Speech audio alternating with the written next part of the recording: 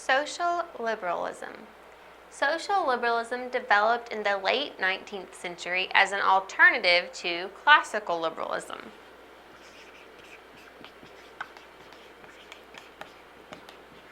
Now, classical liberalism was very cut and dry. They believed that individuals' freedom should be preserved by limiting the government's power. And so they wanted little to no government involvement in politics or the economy, and they wanted individuals to have all the freedom there to do as they pleased in the economy. Like within their markets, they could buy and sell goods at whatever prices they wanted. Now, social liberalism declares that political problems can be solved by the work of liberal institutions in the government. So they think the government should help out to make society better.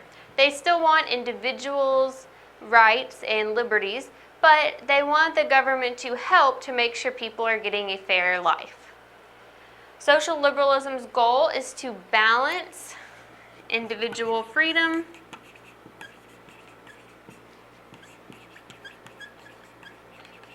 with the good of society.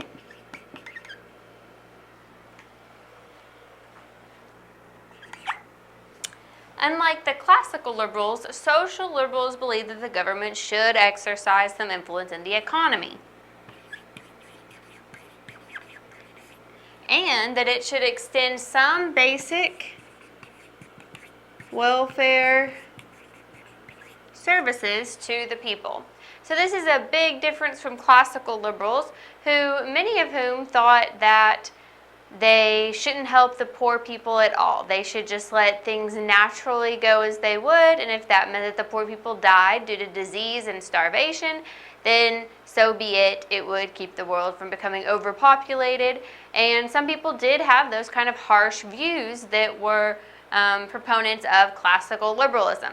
But social liberals believe that government should help these people. They should help the poor people or the disadvantaged people so that they have a fair chance at life.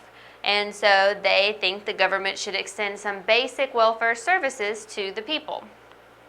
The aim of social liberalism was to improve life for the poor and disadvantaged. So people that maybe wouldn't have access to medical services or wouldn't have access to decent food and clothing, the social liberals wanted the government to provide those things to those people that needed it so that they could have an improved life and have a better chance at succeeding in life, especially the children that were coming out of those homes. Social liberals were also very outspoken on issues of civil rights and individual liberties. So they were still proponents of individual liberties. They did still want people to have their individual rights, and this was also a reason they spoke out on civil rights. They wanted these individual liberties for all people. And some of the most famous social liberals are Jeremy Bentham, John Stuart Mill, and John Dewey. So they all kind of helped promote social liberalism, and some of them went further and came up with their own ideas, but they were pretty much branches of social liberalism. So social liberalism was developed as an alternative to classical liberalism, which was very harsh and cut and dry. Government shouldn't be involved in the economy. People should have all their freedom to do as they choose. Social liberalism is a little softer, especially when it comes to the people. They want the people to have the individual rights, but they also want the government to extend some help in the economy and some help doling out individual basic welfare services to those that need it.